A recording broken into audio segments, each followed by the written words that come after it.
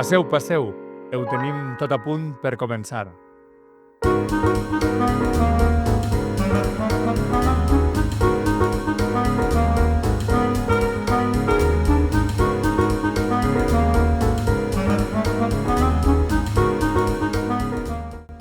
Benvinguts i benvingudes a De Mestres, el podcast educatiu que dona veu a les mestres i els mestres. Una reunió de tu a tu amb persones que dediquen la seva vida a la docència per a explicar la seva història professional. Posarem el focus en un docent en concret per així poder intentar entendre l'educació en conjunt. Soc Vicent Ros i avui tinc la sort de fer-me un cafè pedagògic amb Agustí Romaguera Meseguera. Hola, Agustí. Hola, Vicent. Què tal? Un plaer estar així amb tu. Molt bé. Agustí Romaguera és mestre de música al CEIP Mare de Déu de Vallibana, en Picassent, des de l'any 2002. És un mestre de vocació que viu la docència amb una implicació com a pocs. En constant formació participa i fa participar el seu centre i el seu alumnat en multitud de projectes superinteressants que segurament ell ens anirà comentant. A més, és tècnic esportiu superior en l'especialitat de futbol i un gran tuba de la banda d'Alcàsser. Gràcies, Agustí, per participar en De Mestres. T'agraïs que ràpidament t'hagis prestat a participar en aquest tercer capítol d'esta experiència en forma de podcast que intenta posar en valor el nostre col·lectiu a partir de les seues històries particulars. Agustí i jo ens coneguérem encara que teníem amistats alcasseres en comú fa ja anys, gràcies al desaparegut Juli Hurtado, mestre de mestres, i estiguem prou de temps relacionats amb la investigació educativa. Des d'aquell moment no hem perdut el contacte i si la distància ens ho permet intentem col·laborar en la mesura del possible. Bueno, pues este és Agustí un poc així. M'encanta la presentació que has fet. Bé, m'alegre. Pues anem a començar. Sempre m'agrada començar pues això, comentant una anècdota abans de començar este qüestionari que anem a fer.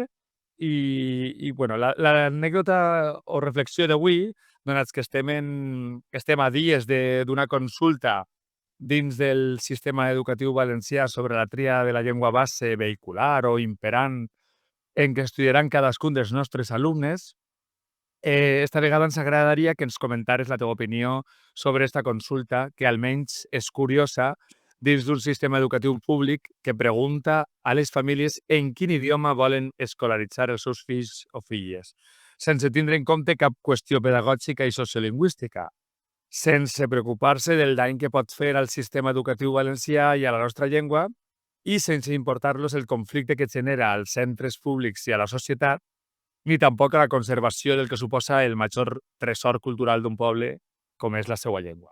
Bé, jo no dic res més i ja, Agustí, quina és la teva opinió? Val, a veure, jo crec que has explicat molt bé, en el que acabes de comentar, tots els problemes que va generar esta consulta, no?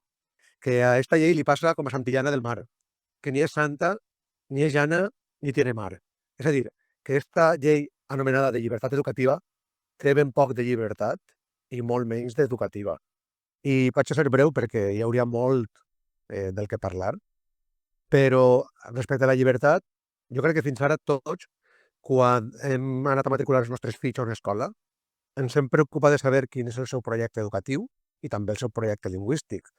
Hem anat, els hem matriculat sense cap problema i aquesta elecció ni ha condicionat l'elecció de la resta de famílies, ni la de la resta de les famílies ha condicionat la nostra. Això és o era llibertat. Però això no és llibertat. Entre altres coses perquè l'elecció que diuen que les famílies van a tindre, en primer lloc, no és vinculant directament, entre altres coses perquè depèn del que la majoria de famílies del mateix nivell educatiu diga. Per tant, qualsevol família pot elegir una opció, però no té per què eixir. Clar. Per tant, no hi ha llibertat.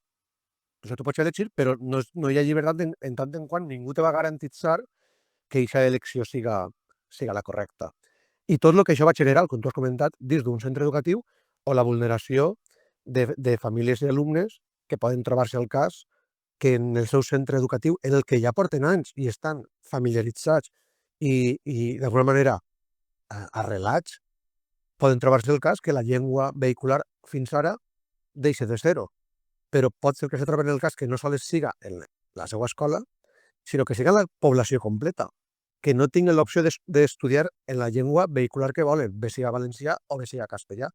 Però és que hi haurà comarques en el que es dona el cas que ni tan sols en la comarca completa tinguen l'opció d'estudiar en una de les dues llengües oficials. És molt greu, això. Això va vulnerar drets, entre ells, si se n'anem a, per exemple, l'Estatut d'Autonomia, l'article 6, quan parla de que l'administració ha de garantir l'ensenyament no sols del valencià, sinó en valencià. Per al castellà li passarà el mateix. Si partim ja d'ahir, està vulnerant l'Estatut d'Autonomia. Per ahir, llibertat poca i educativa ninguna, perquè no té una pretensió educativa a l'ús. Jo te diria que el percentatge del valencià, si no és la llengua elegida en zones de predomini lingüístic castellà, ve a ser del 12% de presencialitat. En canvi, en zones de predomini lingüístic valencià, el castellà, tot i no ser la llengua elegida, se n'aniria el 25%. Això significa que hi ha una discriminació d'una llengua respecte a l'altra. Clar. I si comencem a rascar, encara hi haurien molts més elements. El que passa és que és un tema molt farragós i complicat. Sí. Podríem parlar-ne molt, sí. Podríem parlar-ne molt, però ja d'entrada, un poc el que t'he comentat, me pareix que hi ha raons de sobra per a retirar la consulta, perquè ara mateix les famílies ja poden elegir lliurement l'escola que volen i en la llengua vehicular o en el projecte plurilingüe corresponent. Per tant, no entenc este lío en el que s'han posat i que, com tu molt bé has dit, va a generar i ja està generant conflicte i malestar entre les famílies. I una cosa que no volia deixar passar. Els docents els han passat per damunt. Ens han passat per damunt. Perquè fins ara el Consell Escolar votava aquestes qüestions amb representació docent i representació familiar. Però ara mateix l'administració ha passat directament per damunt del professorat anant directament a les famílies. Evidentment, jo crec que darrere, a part d'arraconar el valencià, que és el que busquen, perquè els números els tenen molt controlats, és una qüestió electoralista. Tindre contentes a les famílies en el sentit que elles són les que van a elegir, però si ja estan fent-ho. I no genera ningú problema, i ara sí que va a generar-lo. Jo crec que s'han ficat ahí en una situació, una tessitura molt complicada i crec que com a docent em sent insultat, sincerament. Sí, totalment. Vull dir que la nostra veu ahir no s'ha escoltat per a res i bueno, les conseqüències se veuran d'ací poc. Si no hi ha una resposta massiva, però ja sabem que això va ser difícil. Però bueno, anem ja hem parlat un poc d'això primer, anem a parlar de mestres, que també això també era, per supost, i comencem. Conta'ns un poquet, Agustí, quins són els teus orígens, val? Bé, a veure, com has comentat, jo soc d'Alcàsser, nascut a Alcàsser, vinc d'una família humil, meus pares són treballadors, mon pare era xapador, ma mare treballava a la cooperativa de taronja, amb la qual sé el que és començar des de baix, sé l'esforç que costa tindre una formació i més universitària, i més en els preus que hi ha avui en dia, si anem als màsters. I això me fa veure la vida d'una manera real en quant a saber el que costen les coses. Els meus inicis, òbviament, i sent mestre de música, neixen en la meva societat musical, la Santa Cecília d'Alcàsser. Com jo crec que molts, o si no tots els mestres de música, ens hem criat en les escoles de música de les societats musicals. I res, a partir d'ahir, la meva trajectòria, paral·lelament a l'àmbit esportiu, va arribar un moment en el que em vaig decantar per estudiar magisteri musical. Portava pocs anys en funcionament i vaig veure que era una bona oportunitat de trobar una bona feina, de disfrutar-la, i com que ja era entrenador, veia que el tema de l'ensenyament m'agradava. I bàsicament això és un poc els meus orígens. La banda d'Alcàsser, una família humil i una persona que tot el que ha aconseguit ho ha fet a base de treball. Ningú m'ha regalat més res. Això quasi contesta la següent pregunta que anava a fer, que és quina educació penses que has rebut de menut? Pel que fa a l'àmbit educatiu, pense que, com tots de la meva generació, una formació completament tradicional, basada fonamentalment en la memorització i com a recursos fonamentals un llibre i una llibreta. I això va ser l'alternativa, no, la única alternativa que en aquell moment jo vaig tindre. M'ha anat bé, però evidentment, conforme passen els anys i van apareixent diferents recursos, mètodes i metodologies, evidentment el camp d'actuació és molt més ampli i la manera de formar al nostre alumnat, afortunadament, té moltes més opcions que eixa, que també és vàlida, per supost, però hi ha moltes més opcions. Per tant, vinc d'un àmbit completament tradicional. Mm. I després la teva formació postobligatòria que tens, com ha influït en el teu estil docent? A veure, tot el que he fet a nivell de magisteri, la llicenciatura de Ciències de la Música, el màster en el que vam coincidir tu i jo precisament d'investigació musical i totes les formacions que he anat fent, el que m'han fet és obrir els ulls i veure que hi ha moltes maneres d'arribar als alumnes i de fer que aprenguin, o sigui, que el seu procés d'aprenentatge siga satisfactori. Evidentment m'han donat molts més recursos dels que tenia, he anat posant-los en pràctica i un poc he deixat de costat aquells que en un moment donat he considerat que no eren els que més m'apanyaven, no?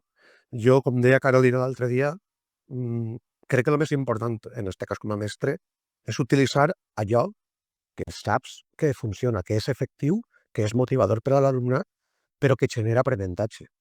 Al final, crec que tampoc és bo donar un missatge que tot allò que ve nou té per què ser millor que el que hi havia. Penso que hi ha de buscar un equilibri entre una cosa i l'altra. I el punt d'inflexió que te porta a dedicar-te a l'educació? Mira, jo penso que va ser l'època que estava ja acabant BU. Jo ja era entrenador, com he comentat. Vaig començar molt jove d'entrenador. I d'alguna manera jo veia que tot l'àmbit de l'ensenyament m'agradava, encara que fos un àmbit completament diferent a l'escola, no? Era un àmbit esportiu. I a part, com he comentat abans, el fet de ser músic i haver una especialitat de magisteri musical que portava poc de temps, em va fer pensar que per l'àmbit educatiu podia fer carrera, per dir-ho d'alguna forma. De manera que això, em vaig ficar en magisteri i entre una cosa i l'altra em vaig donar compte que era un àmbit que m'agradava, tenia inquietuds i que per ahir podia disfrutar de la vida treballant, fent allò que realment m'agradava, perquè no acabava de trobar una vocació molt, molt clara i entre una cosa i l'altra vaig veure que el magisteri era el meu, la veritat. I ja una vegada mestre, què és per a tu una escola? L'escola en general, no vas a dir-te ni un ni, ni l'article. L'escola. A veure, jo l'escola, a nivell personal i particular, és un lloc en el que em sent realitzat tant a nivell personal com a nivell professional. És a dir, és un àmbit que sí, és el meu àmbit laboral, però és un àmbit en el que disfrute. O sigui, no tinc una sensació de dir vaig allí per complir l'expedient, és el meu mitjà de vida, no? Com tu has comentat abans, és una vocació i com a tal la disfrute. I m'ha fet créixer, no sols en l'àmbit professional, sinó que m'ha fet créixer en l'àmbit personal moltíssim.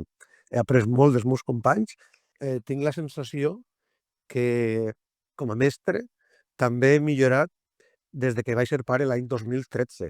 És un element que jo d'alguna manera trobo que m'ha fet tindre una sensibilitat especial a l'hora d'ensenyar i que segurament en el tracte amb l'alumnat hem millorat. Jo crec que abans igual era un poc més taxatiu, tal, i trobo que aquesta sensibilitat de ser pare també d'alguna manera m'ha fet millorar en la meva tasca docent. No sé si a altres persones els haurà passat, però és una percepció que tinc, no? Però bé, què és per a tu l'escola? Com t'he comentat, t'ha donat una visió molt personal. Ara, a nivell general, què és o què hauria de ser l'escola? Per a mi un reflexe de la societat. Evidentment hi ha uns aprenentatges que es consideren bàsics i que formen part del currículum i ahir no tinc res que discutir.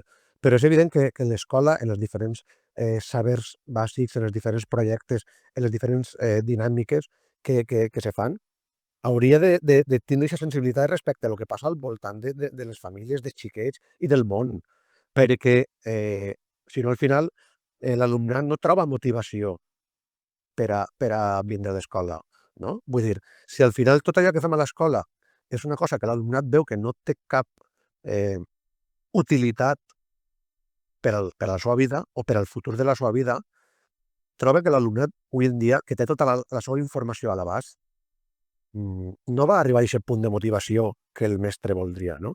Per tant, des del meu punt de vista, l'escola hauria de tractar de donar resposta, d'alguna manera, també a totes les inquietuds i motivacions que l'alumnat pot tindre respecte a tot el que fa referència a la part curricular, però també a altres aspectes de la vida, no? A la realitat que vivim. Podem parlar, per exemple, de l'Agenda 2030, tots els objectius, no? Per exemple, hi ha projectes per a fer els que vulguem i donen resposta a una realitat. Per exemple, les xarxes socials. És una realitat que tenim ahí, no podem estar d'esquenes a d'això. I, per tant, l'escola hauria d'aglutinar totes aquestes qüestions. Fem un parèntesi ara, una parada en el camí, i te vaig a fer unes preguntes així més ràpides per conèixer un poc millor a tu com a persona. I recorda que pots contestar pues això ràpidament o una xicota d'explicació, però curta, i la resposta ha de ser algo que te definisca a tu, o que siga la teva preferència, o que siga l'últim i que t'apetisca compartir-ho en la resta. Vinga, comencem. Són sis preguntetes. Una música o una cançó? Música, la veritat és que tot el que siga música rock m'agrada. Si vaig a algo més personal, qualsevol cançó de Bon Jovi, que era el meu grup preferit de joventut. Vinga, seguim. I un esport? Te diria el futbol, perquè és el que he jugat tota la vida i m'he dedicat com a entrenador. Però he de dir-te que la meva passió és el bàsquet. Ah, sí? Mira, ahí m'ha sorprès, eh? Sí. De fet, el primer any, en 7 anyets o en 8 anyets que vaig jugar, tot l'any va ser al bàsquet. A partir d'ahir, ja el futbol, també segurament per el context que ja m'envoltava, perquè mon pare ha sigut entrenador tota la vida de futbol, i tots els meus amics s'han dedicat al futbol, però la meva passió he de reconèixer que és el bàsquet. El que passa és que l'estatura meua no donava per a jugar-lo. Un menjar? Qualsevol que siga de Plot Fons i cullera. O sigui, els arrossos, per exemple, qualsevol, guisos i tal. Però mira, així vaig a ser, no sé, diferent. Vull destacar l'espardenyà que feia mon pare i el gazpacho manchego que fa ma mare. Me quedaria ara mateix en aquests dos. Molt bé. Un joc? Home, en els temps que corren, principalment en estiu, un joc en el que no m'asfixie i també que no estiga massa massificat. Això en general. Però, sens dubte, jo crec que és un joc en el que m'agradaria anar tots els anys i estic molt a gust, París. O sigui, és una ciutat que m'encanta. Una època? A nivell musical, romanticisme, sense dubte. A nivell personal, des del punt de vista professional i com a família, me quedaria en l'actualitat perquè me sent realitzat, no? Però per altres qüestions familiars, igual no tant. I per supost la infància. La meva època d'EGB va ser meravellosa. Per tant, ficaré un poquet de cada. Jo crec que, com diu el tòpic, m'agradaria tornar a ser xiquet, però sabent tot el que sé ara. Sí, difícil, però estaria bé. Una pel·lícula? La vida és bella. La vida és bella. Crec que hi ha moltes pel·lícules que podria dir, no? Però La vida és bella és una pel·lícula que, a part de que m'ha emocionar i me segueix emocionant barbaritats, me pareix molt original com en un tema tan escabrós i tan dur com la Segona Guerra Mundial i el genocidi als jueus, es pot contar aquesta pel·lícula d'una manera tan bonica. Me pareix una obra d'art, la veritat. Sí. Un llibre? L'amor et farà immortal, de Ramon Gener. És un llibre que parla de la malaltia de l'Alzheimer, com la va viure ell en son pare, i conta com, a partir de situacions i experiències musicals, ell se va posar en situació de com poder superar aquesta malaltia, igual que ho havien fet altres músics excel·lents i reconeguts en el món, tant del segle XX com anteriorment. I és un llibre que a ell li va servir molt per a poder superar aquesta qüestió, i jo, en un cas personal que tinc en ma casa, és un llibre que també me va servir molt i me va emocionar molt, i és un llibre que tinc, no sé, en un raconet ser especial. De farà, apunta. Sí, l'amor et farà immortal, de Ramon Gener. Molt bé. El buscaré ràpid perquè a mi també, a mi és un tema que també me toca i sí. I és que també Ramon Gener és un grandíssim comunicador i arriba, és una persona que arriba. I per últim, tornant ja a l'educació, una metodologia. És difícil, la metodologia és difícil, però mira, jo crec que després de les formacions que vaig fer i crec que va ser una persona que me va arribar molt, a part de que me pareix que és una metodologia d'ensenyament que és molt completa, jo me quedaria en Josh Wittak. Tot el que té l'escola Orff, en general, personificant el seu alumne més reconegut, que és Josh Wittak. La veritat que és la que més reconegut me veig.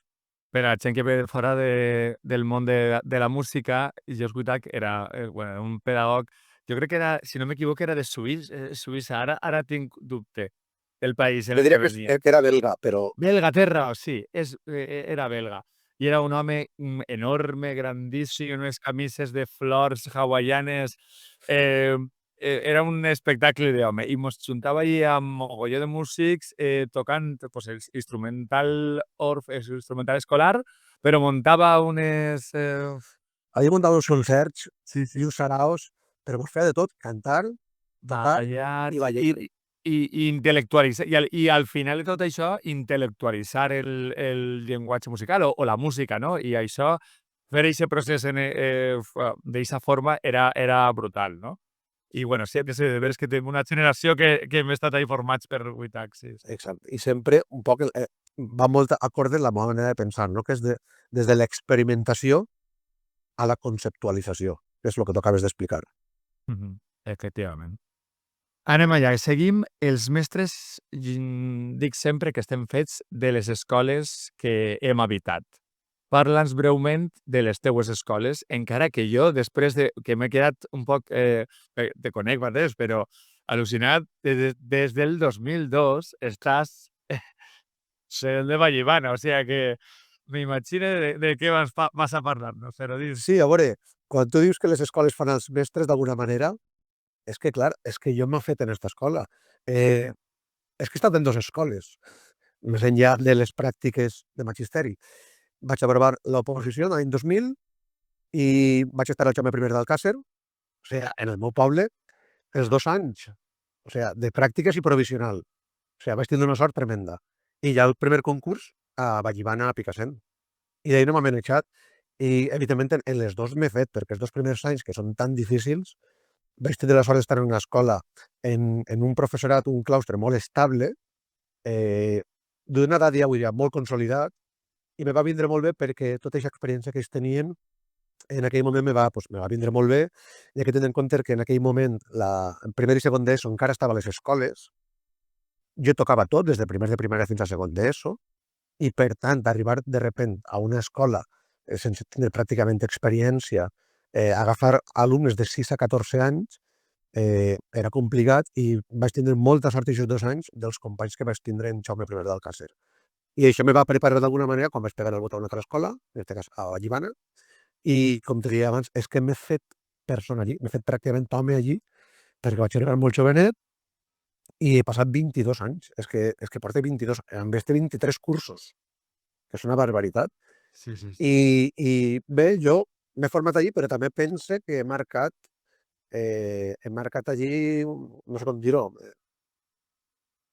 una identitat per...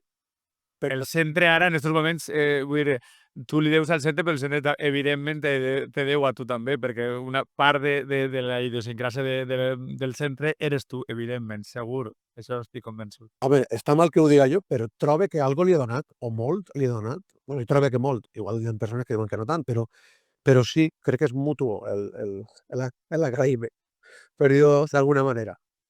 Una frase manida en educació que tu no compartisques.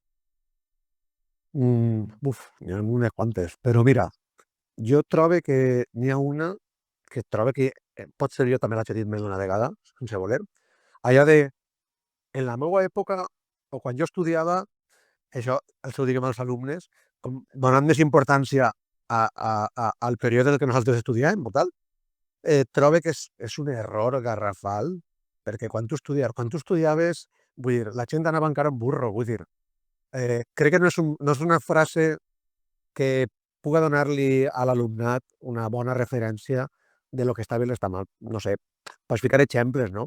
Però crec que és una expressió que potser no és la més correcta. I des del punt de vista del professorat, també una frase que no m'agrada gens, no té res a veure en l'àmbit pedagògic, però és estar en el mes d'octubre i dir quines ganes d'acabar tinc. Tio, si estàs en octubre, si és que això hauria de ser vocacional, Ja. vull dir-te, no sé, són expressions que se diuen en total naturalitat, que no passa res, però que te donen a entendre Sí. si jo no me lleve la feina de damunt en els projectes que tinc i que tinc unes ganes tremendos d'abordar-los, no? Claro. I escoltar a mi aquest tipus de frases de ja ganes d'acabar i estàs en octubre o en novembre. O no queden ponts. D'ací a no sé quan no queda ni un pont. O queden tantes setmanes. Ostres. Correcte. Però a veure, que tu en un moment donat Sí. m'ho pillar cansat i vaig fer un comentari de tipus, no? Però bé, no sé, crec que no són els més... Però et dic, l'altre, això, quan era la meva època, o quan jo estudiava, crec que de cara a l'alumnat no són frases adequades. Quins són els teus referents educatius? O el teu referent educatiu? A veure, uno te l'he comentat, que és Josh Wita, a nivell d'especialitat, crec que és un home que me va marcar perquè quan vaig fer les seves formacions, no sé, vaig descobrir altra manera de fer música i me va donar moltíssim. Altra persona que l'has nomenat al principi de l'entrevista és Juli Hurtado. Lamentablement no vaig tindre el temps suficient per a conèixer-lo bé i formar-me bé en ell, però bueno, al final va ser director del meu projecte d'investigació, igual que el teu cas, i el vaig també conèixer en alguns cursos de formació.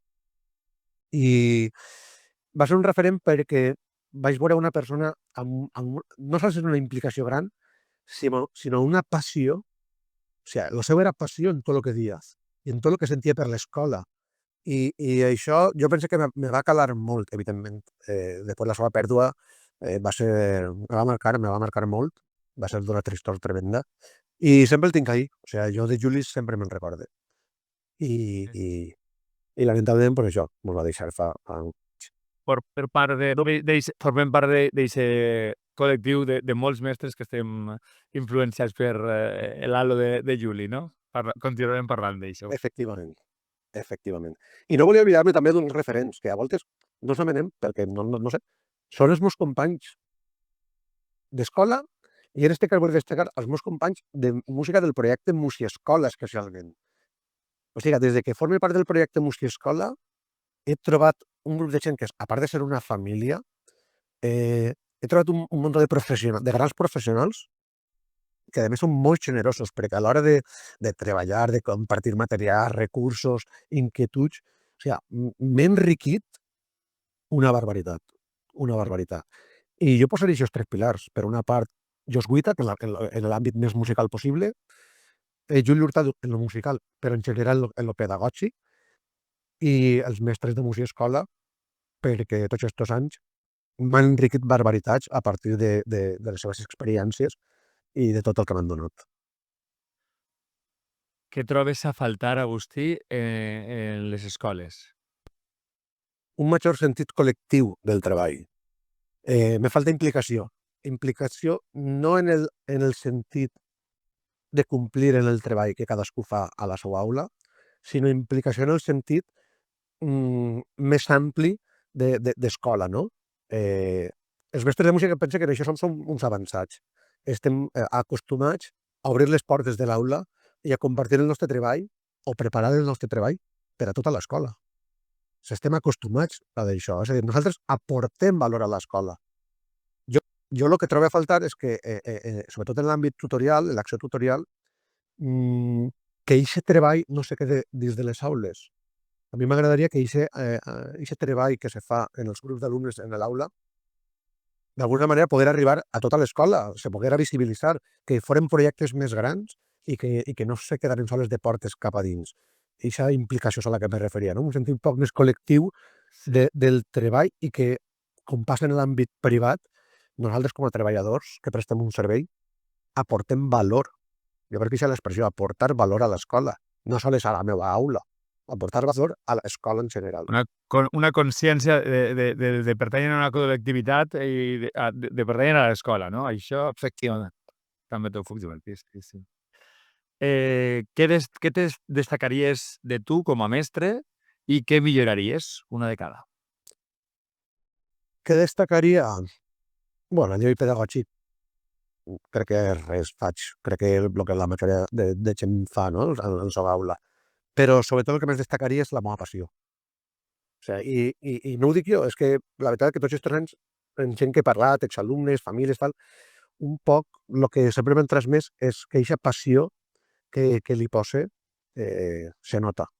Se nota perquè en els projectes que fem als alumnes els arriba, a les famílies els arriba, i al final tota aquesta motivació naix de la passió que tu li poses. I si tu li la poses, l'alumne te respon. Pots fer musicalment un treball excel·lent des del punt de vista metodològic, però si no li poses alguna més, si no t'impliques, queda buit, no? Entonces jo, des del meu punt de vista com a mestre, més enllà de lo purament metodològic, pedagògic, destacaria la meva passió. I què milloraria? La meva paciència. Sens dubte. Ho he anat aconseguint amb els anys, però sí que és veritat que a voltes vols les coses d'allà per allà, no? Que la resposta de l'alumnat siga lo més ràpida possible. I tot això ho he anat gestionant amb el temps i ho he aconseguit també amb un poc amb aquesta màxima, no, de menos és más. És a dir, treballar un poc menys a nivell de quantitat per donar-li més qualitat. Jo crec que això ha sigut un procés també que he anat aprenent en els anys. Sí, això ens fa parar un poc i dir, bueno, no, perquè si no, clar, volem que vagin tots al nostre ritme i això és difícil, t'entenc. Sí, correcte. Molt bé. Què reprovaries al col·lectiu docent? Un poc ho has dit abans, però... Sí, a part del que he dit abans, que me reafirme, el corporativisme. Però no el corporativisme fals del companyerisme per companyerisme, no? El corporativisme en el sentit de que quan hi ha situacions, com ha passat, per exemple, quan s'han aprovat determinades lleis educatives que han anat en contra del sistema educatiu en general i del nostre treball, pues, he trobat gent que d'alguna manera s'ha posicionat d'una manera prioritzant a lo millor lo econòmic a lo verdaderament important, que era lo pedagògic, lo institucional, l'escola, no? És a dir, jo veig altres col·lectius que quan realment hi ha problemes i n'hi ha exigències i n'hi ha inquietuds i n'hi ha malestar, no tenen ningú problema en anar tots a les vagues i posicionar-se tots a una, no? Jo crec que en l'àmbit escolar o en els anys jo he vist que aquest corporativisme s'ha perdut. A mi m'agradaria que se recuperara perquè en els temps que vivim, a més, i ho hem comentat al principi amb lo de la llei de llibertat educativa, crec que això no va d'ideologies ni d'esquerres ni de dretes. Així, si analitzes la llei, n'hi ha qüestions per a mobilitzar-se, no? I trobo que no veig a la gent mobilitzada en general respecte a aquest tema, no? I en algunes vagues que hi ha hagut, pues ho he comprovat. Parlant del tema de la llengua i sempre ho dic, però jo crec que també té molt que veure en el nostre sistema educatiu, per on estem i en l'idioma en què estem parlant. Quina és la teua relació personal, estic parlant, la teua relació en la llengua, en el valencià? La meva relació és total, és el 100%. La meva família, tots són valencianoparlants, els meus amics són valencianoparlants, el meu àmbit laboral és 100% valencianoparlant i a part com a valencià jo és que m'identifique, sempre ho he fet amb la llengua històrica, no?, de València. I per tant la meva identificació amb la llengua és absoluta, crec que faig tot el possible per conservar-la, per transmetre-la, per cuidar-la i per dignificar-la. De fet, fa poc més d'un mes vaig fer un concert d'homenatge a Estellés, una per al seu centenari I dos, perquè també me pareix que és una manera de dignificar la llengua en un àmbit o en un registre, millor dit, com el poètic. Perquè moltes vegades la llengua, en aquest cas el valencià, pareix que ha de ser simplement motiu d'ús en àmbits de poc nivell, per dir-ho d'alguna forma, o més d'anar per casa, com diria el propi Estellés. I no, me pareixia que era donar-li una categoria a la llengua a partir, en aquest cas, d'un concert basat en la poesia d'Estellés. Per tant, la meva relació amb el valencià és absoluta, és total. T'identifiques com a mestre tradicional o com a mestre innovador? Jo crec que un poc de tot. Jo crec que durant anys, els primers anys vaig pecar més de ser un mestre tradicional, segurament perquè no tenia encara tots els recursos que tinc ara, i inevitablement fas un tipus d'ensenyament influenciat per allò que tu has viscut o que tu has rebut. Però amb el temps, com he dit, obris els ulls, te formes, vas tenint cada volta més recursos i, evidentment, te fa que la teua manera d'ensenyar siga distinta, no? Jo tots els recursos que vaig coneguent intenté aplicar-los, per supost, però tampoc me considero una persona que aplique recursos, per novedosos que siguen, perquè sí.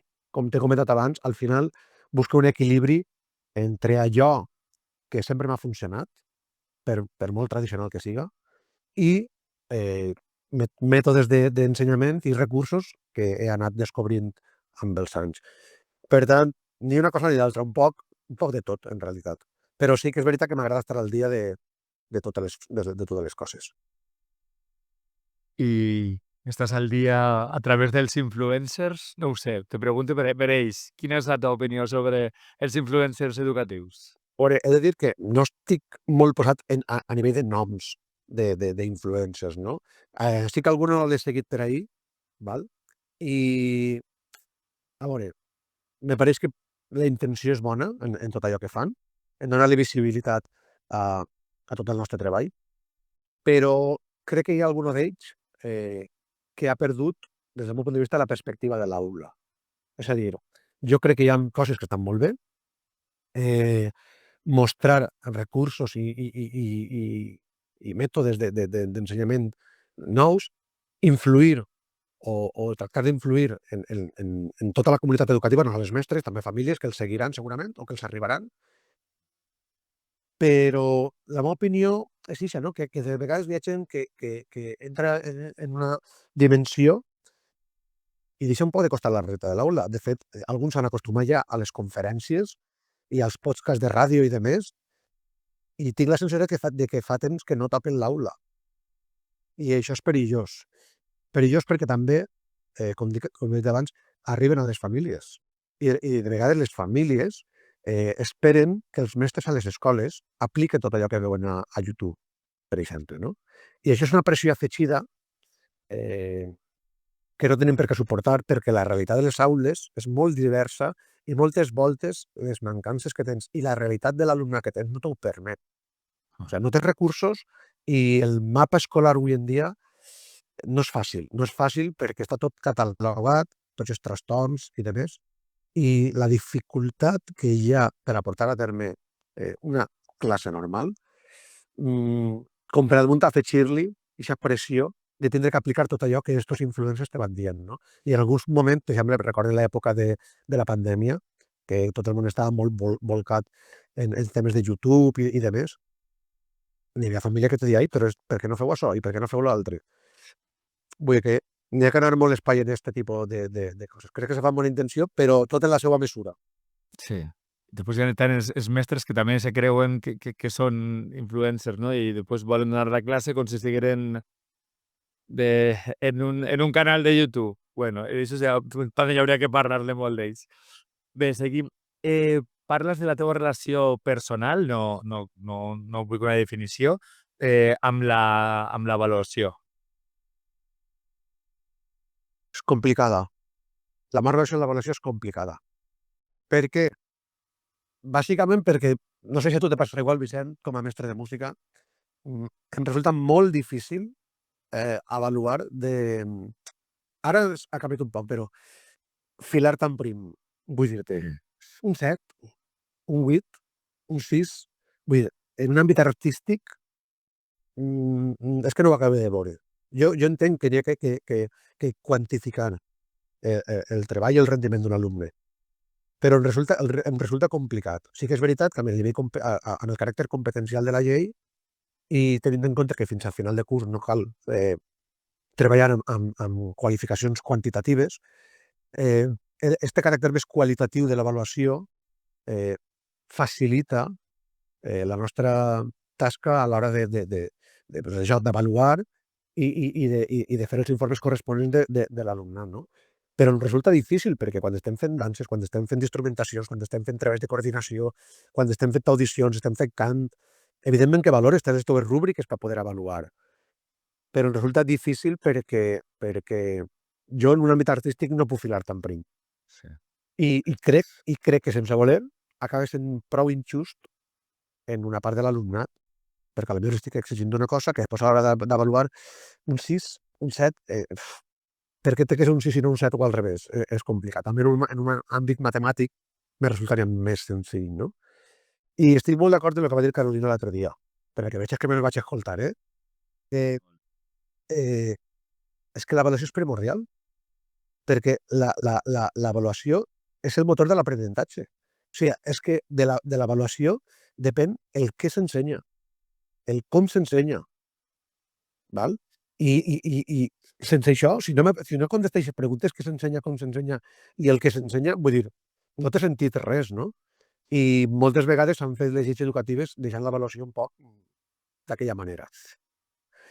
Però bé, a nivell particular, a mi l'avaluació és un tema que sempre me genera mal de cap. Sí.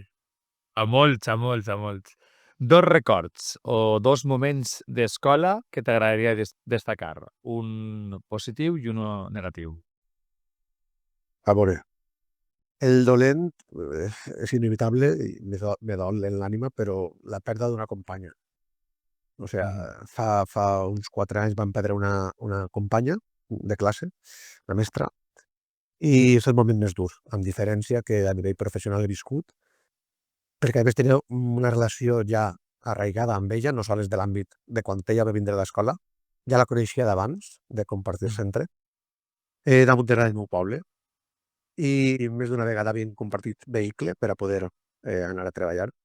I, sens dubte, a part tota la situació no va ser gens agradable, perquè és un procés d'un any molt dur, i sens dubte això és la més dolenta.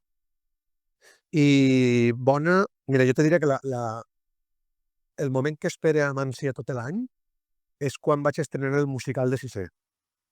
O sigui, pel mes de maig, tots els anys, fem un musical de fi de curs de sisè, i cada volta que anem a Casa Cultura i passem tota la setmana allí de preparatius fins les actuacions per a les famílies que fem al final de setmana, fem 2 passes, és que és a una altra dimensió. O sigui, disfrute, és que és veure com el teu xiquet ha crescut i s'ha fet major, igual, és veure com un projecte des de zero l'has fet créixer i veure-lo allí en una interpretació, una casa de cultura oberta al poble i a més.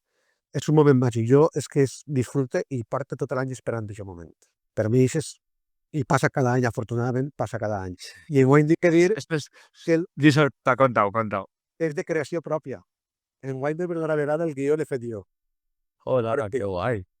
Molt bé, molt bé. Bueno, Agustí munta uns espectacles impressionants. Jo crec que per a mi, bueno, ja ho saps que jo tinc predilecció, no acabo d'entendre com hi ha molts mestres, sobretot en l'àmbit musical, no? D'educació musical, que no veuen en aquest moment per moltes raons, no?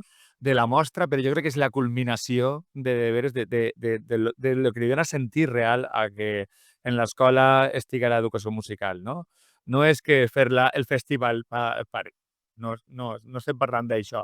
Estem parlant de la culminació del sentit del final de tota una tasca musical d'un any, tot el que has pogut treballar, no? I això és impressionant. I compartir el que tu estaves dient, no? Compartir-ho en les famílies, en el poble, és que se fa educació en mayúscules, no? Efectivament. I saps què passa? Que s'ha convertit en un clàssic en l'escola. I per el que parlàvem antes de que a mi l'escola m'ho ha donat tot, però jo d'alguna manera també, no? I este és un exemple.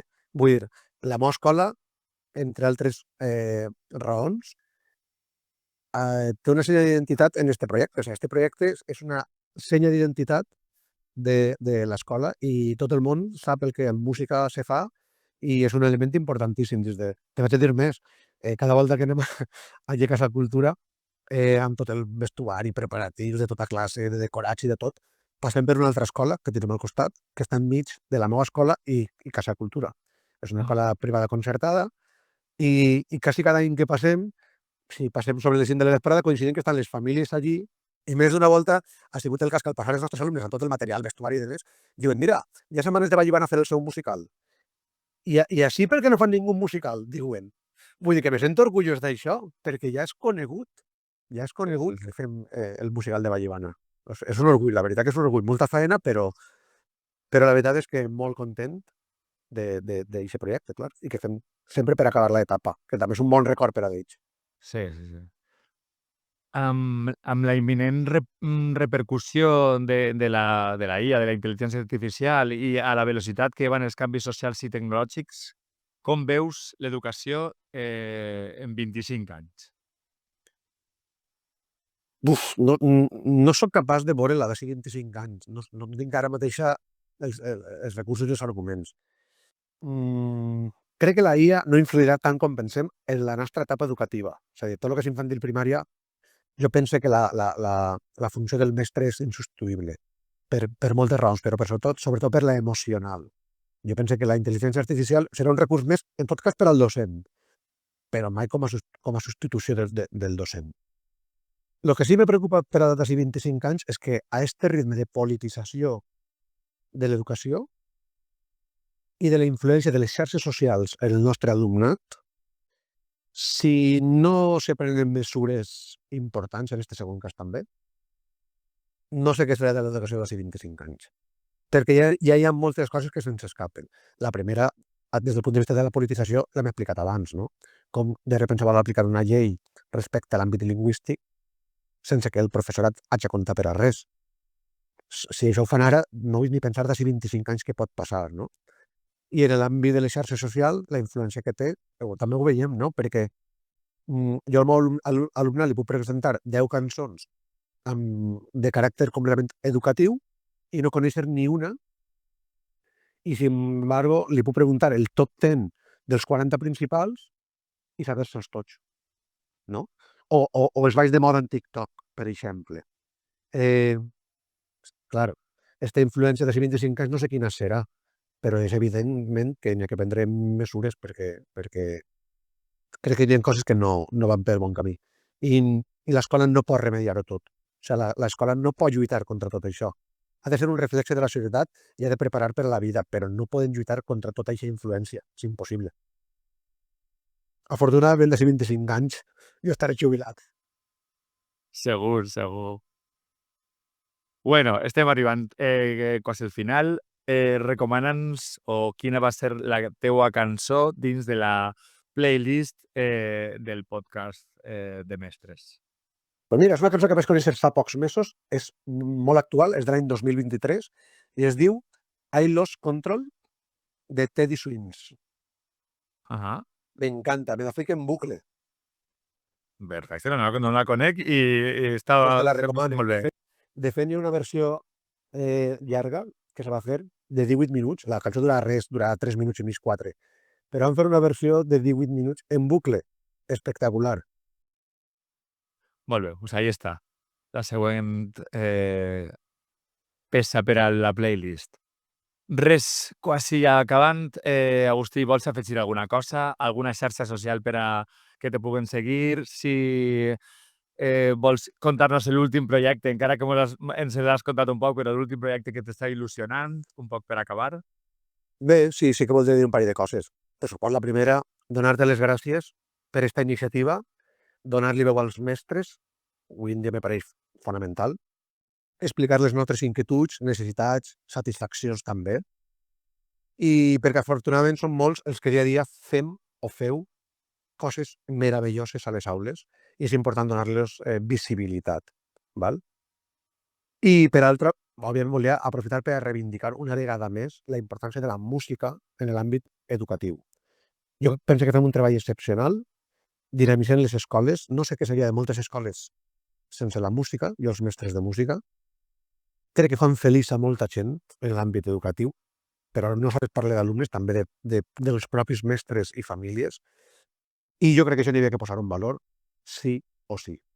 A nivell de seguiment, bueno, no és que m'agraden les coses, però bueno, tu saps que tinc un espai a la xarxa que és el Racó Musical de Vallibana. És un blog de recursos que està pensat simplement per a que el meu alumnat a casa tinga aquest recurs de repassar o de practicar coses que hem fet a l'escola, però la veritat és que ha servit, i me consta, per a altres companys i companyes de música que l'han utilitzat i l'utilitzen a diari. Jo l'he utilitzat també. Pues m'alegre. La meva pretensió no és tindre ni molts seguidors ni res, és dotar de recursos a l'alumnat i que la gent el pugui utilitzar, i estic molt content, la veritat. Però sí que, si me permet, voldria acabar amb una cita de Carme Miquel, professora que va marcar el seu pas per Alcàsser, va estar al Col·legi 9 d'Octubre d'Alcàsser, i que diu ser mestres. I jo crec que per acabar l'entrevista podria quedar molt bonica, si me permets, que diu: ser mestre o mestra és saber identificar els conflictes, pròxims o llunyans, que hi ha al món i, en conseqüència, transmetre una cultura de pau i de defensa dels drets humans. És educar en la solidaritat. És posar en pràctica el fet de compartir i el treball cooperatiu. Ser mestre o mestra és afavorir en l'alumnat el sentit crític, la capacitat de discernir, la capacitat de pensar lliurement i de decidir, obviant aquelles pressions socials que li són inconvenients. En conseqüència, ser mestre o mestra és moltes vegades anar contracorrent de les propostes de determinats mitjans de comunicació o de grups de pressió i de corrents socials que fomenten la competitivitat, la irracionalitat, la vulgarització i la banalització d'aspectes importants de la vida. Ser mestre o mestra és un ofici il·lusionant, però complex, en un món de canvis accelerats i amb un alumnat divers amb problemàtiques variades. M'encanta i crec que reflexa també un poc tot allò que hem parlat avui. Molt bé, moltes gràcies en esta reflexió de la mestra Carme Miquel.